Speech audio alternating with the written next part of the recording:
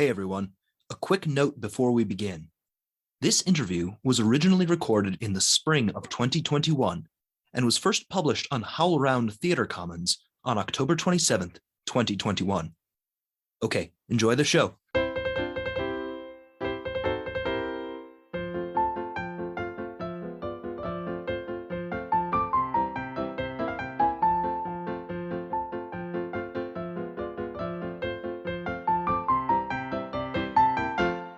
Hi, and welcome to the Theater History Podcast. I'm Mike Leager. With every year that passes, it seems that playwright August Wilson's legacy looms ever larger over the American theater. The signs of his influence are everywhere, from the recent announcement that his image will grace one of the U.S. Postal Service's forever stamps, to the critical acclaim that greeted the recent movie adaptation of his play, Ma Rainey's Black Bottom. There's also been some exciting news about how Wilson's legacy will be preserved. In the fall of 2020, the University of Pittsburgh library system announced that it had acquired Wilson's archive. Joining us to talk about this news are Dr. Sandra G. Shannon and William Daw. Dr. Shannon is Professor Emerita of African American Literature in the English Department at Howard University. Her book, The Dramatic Vision of August Wilson, was the first published study of the playwright's works, and she's written or edited many more volumes on Wilson's life and work. Mr. Daw is curator of the Curtis Theater Collection at the University of Pittsburgh. Sandra and Bill, thank you both so much for joining us. Thanks for having me. Happy to be here. Sandra, can we begin with you? Could you please give us some sense of what makes August Wilson and his work so important? Of course. I think what comes to mind most is how it speaks simultaneously to African American culture, as well as everybody, the universality of it. But of course, I came to it as a young African American scholar in the mid-1980s, and his works spoke to me, especially how my father had just passed away, and I just stumbled upon the play Fences. And I saw autobiographical reflections in that. And in fact, that was the universality, the ability of August to really touch your soul. And at that time, I'd not had the opportunity to meet him. And I wanted to know, who is this playwright? Who is this writer who has reached so deep into my soul and knows my business here? And so, I just pledged to find out who he was and to read as much as I could about him. But I think it's the way he touches our souls, and it sort of transcends race, transcends gender, and transcends time. You write really movingly about that personal reaction to Wilson's work and to Fences in particular in The Dramatic Vision of August Wilson, your book. I'm also curious, you mentioned how it transcends time, his work.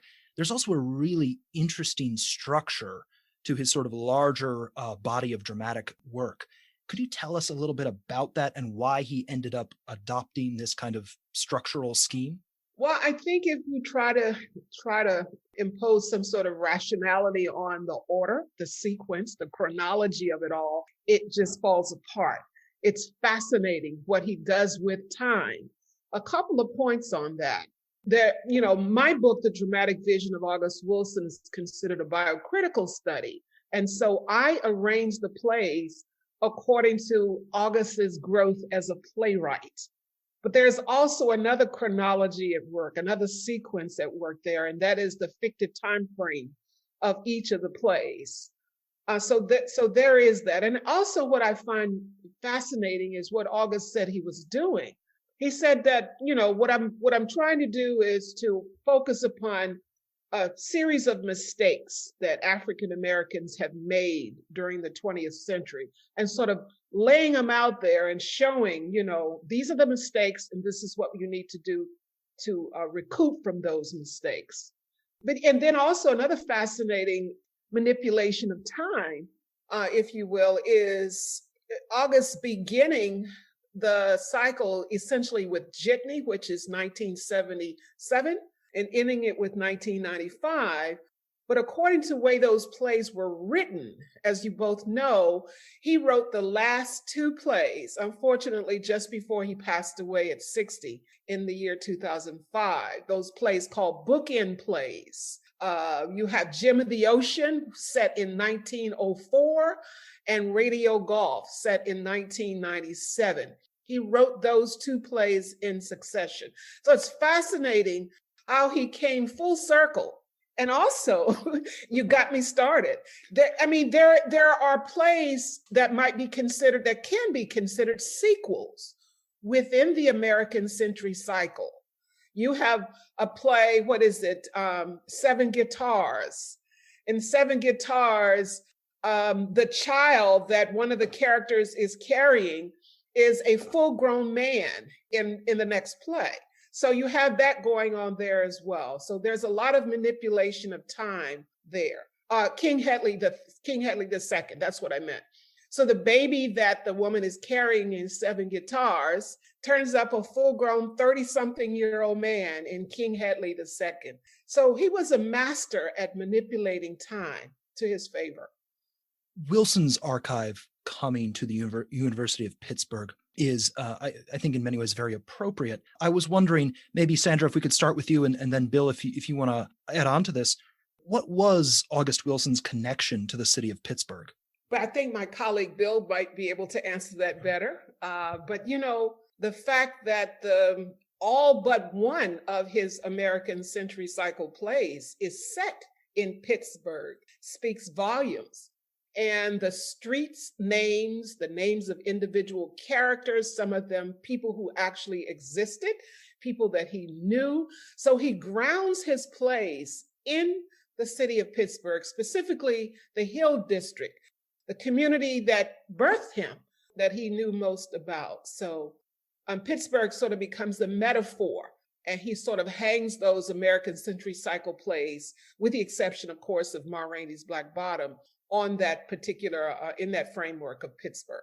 Yeah, and, he also started in the performing arts while still living in Pittsburgh with the Black Horizons Theater and Kuntu Repertory Theater before he moved from Pittsburgh and then started writing his own plays. But yeah, starting with the Black Horizons Theater in the late 60s, and after that organization was no longer active, Kuntu Repertory Theater kind of picked up that baton and became the main African-American performing arts company in Pittsburgh for about nearly 40 years. And, Rob Penny and Dr. Lilly, who were the founders of that organization, were, collaborators with Wilson. Rob Penny grew up with August Wilson. And so that also connects him to Pittsburgh and his career. And, we have some of that material in the collection, and we also have the archives of the Kuntu Repertory Theater at Pitt as well. Right. What I find interesting is that as a fledgling playwright, Black Horizons Theater, as well as Kuntu, played major roles in August's growth as a playwright. I remember he talked about Black Horizons. He, sort of co-founded it with Rob Penny, but that was the time when they were sort of looking for material to put on the stage, and came across Amiri Baraka or Leroy Jones' collection of revolutionary plays called Four Black Revolutionary Plays.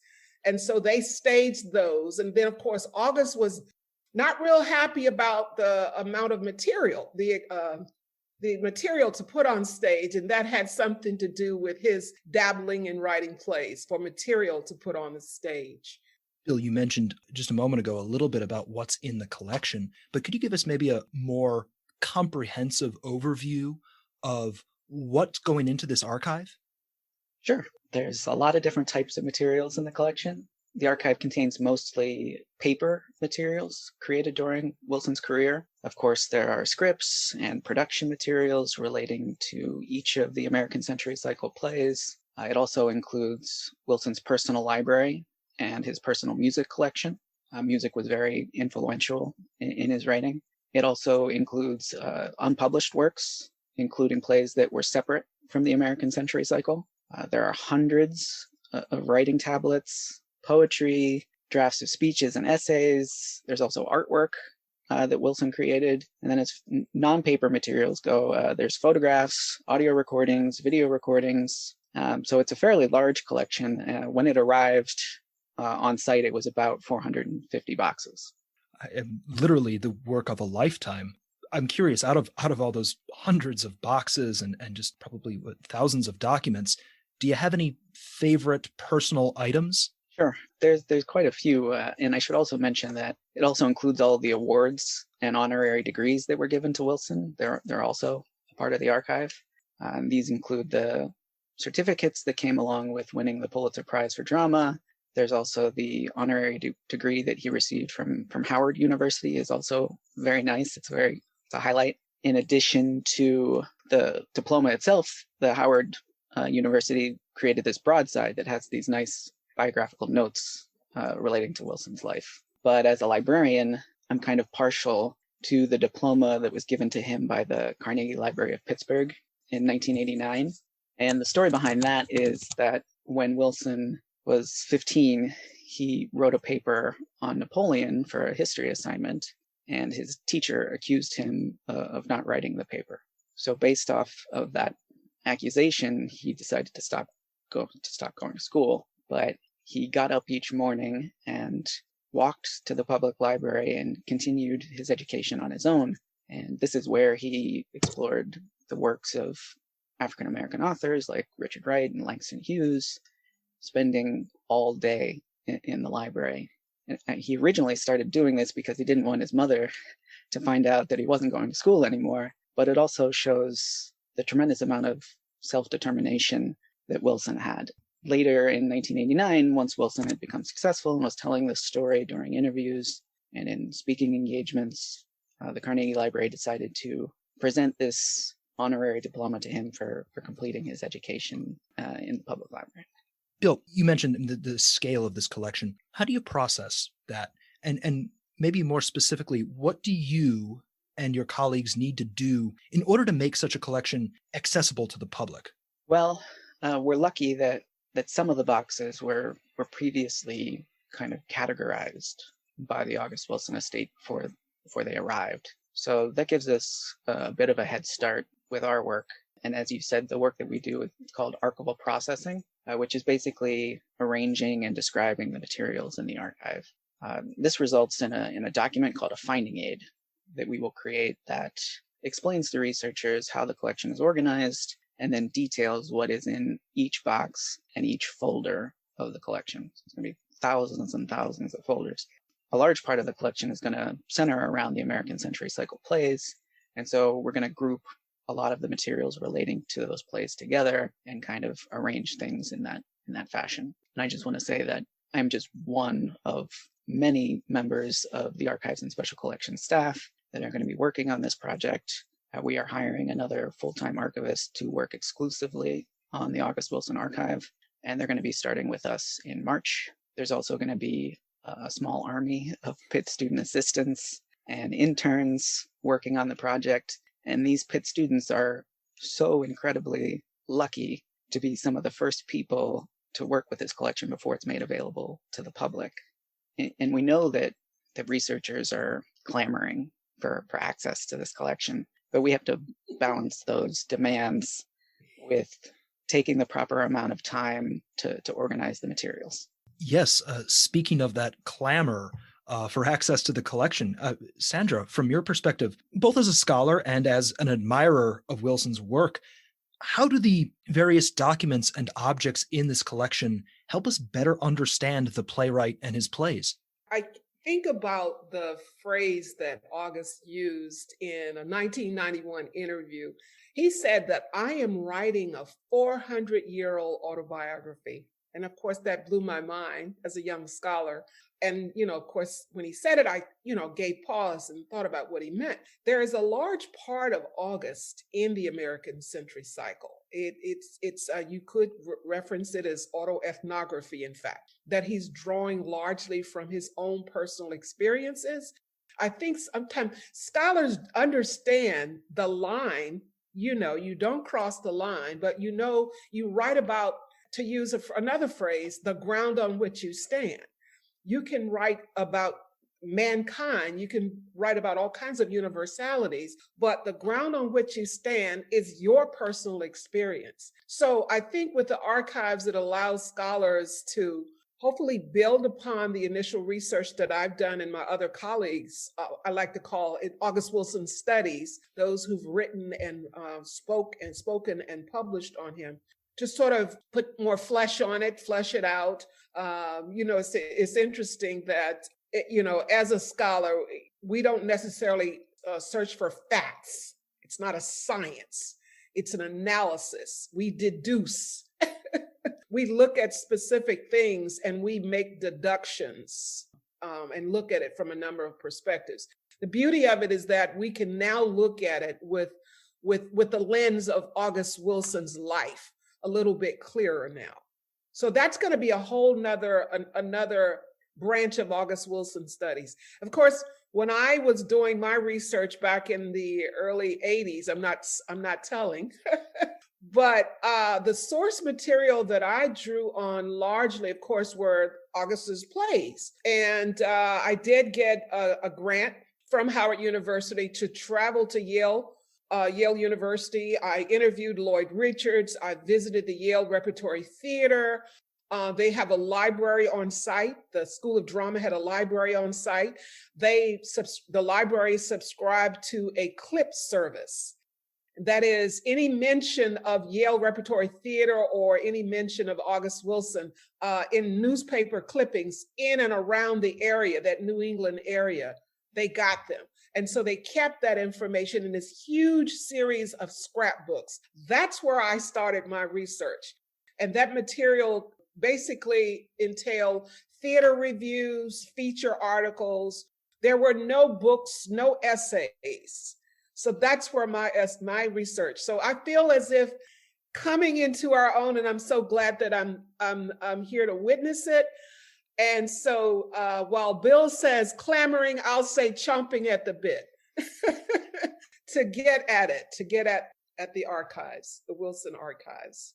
Well, Bill, whether they're clamoring or chomping at the bit or whatever, when it's available, how will people be able to access this collection? We've committed to having the entire Wilson archive available to researchers within 3 years. And having said that, as we complete work on sections of the collection, we'll turn those around and make those sections available to researchers, before the 3 years are up.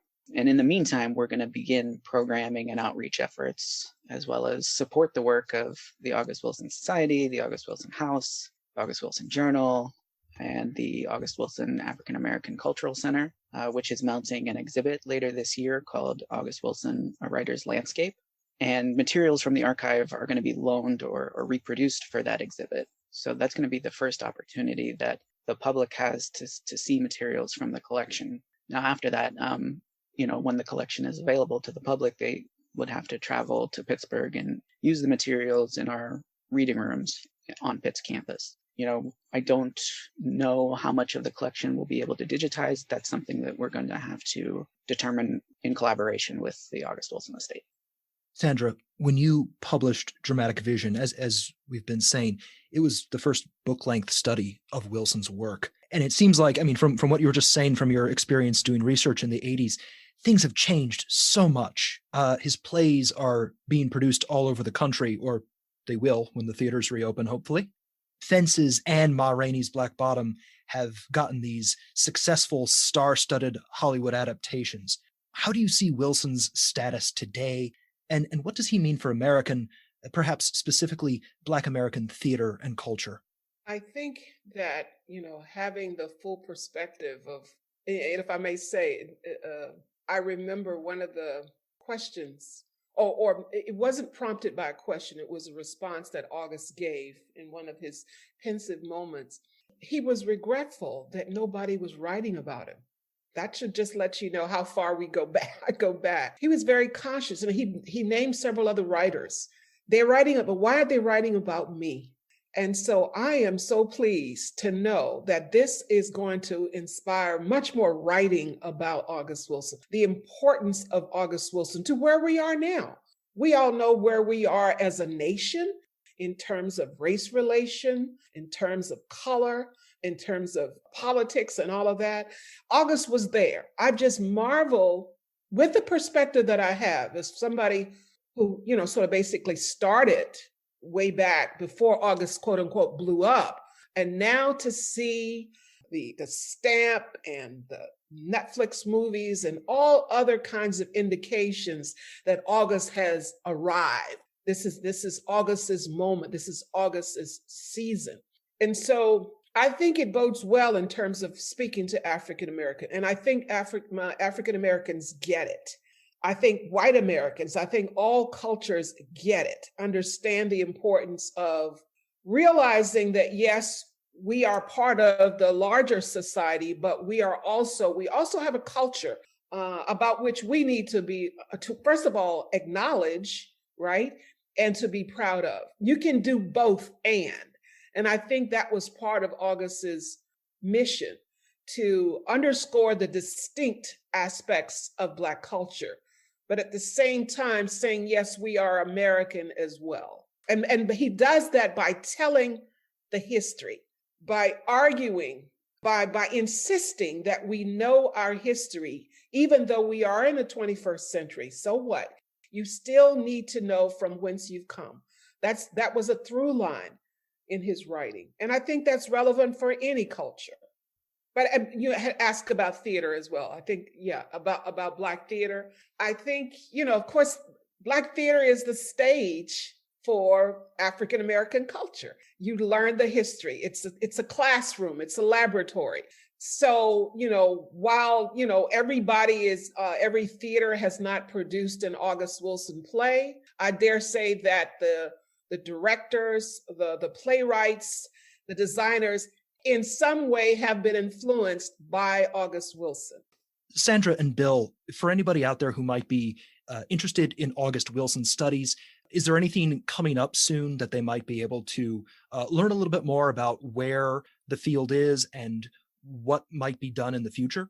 Yes, interesting. You should ask that. In less than a month, the August Wilson Society will host its biannual colloquium. This year's topic is, it's a 2-day deep dive into understudied and underrepresented aspects of August Wilson's American Century Cycle. So we are welcoming, and basically we had quite a few submissions, so it's that we had to stretch it out to 2 days. And I might also add that our keynote speaker is none other than Michelle Shea, acclaimed August Wilson warrior. She's going to be our keynote speaker. But the material, the submissions are on that we've gotten thus far really perfectly embrace the topic, because these are topics, as somebody who's studied the field for quite some time. And I'm learning a lot. And it's sort of, I'm impressed with young scholars who are going in different directions and different areas of August Wilson studies. So I'd like to provide you with some information on how to sign up for that conference if you're interested. Of course, you can go to www.augustwilsonsociety.org, and you can find all you need to know there to sign up for the conference. Thank you both so much. We'll be posting links in our show notes that will let you explore the University of Pittsburgh's new August Wilson archive, as well as additional information like the forthcoming colloquium of the August Wilson Society. Sandra and Bill, it's been really wonderful to have you both here talking about the August Wilson archive. Thank you both so much. It's been my pleasure. Thank you so much. You're welcome. It was nice talking with you.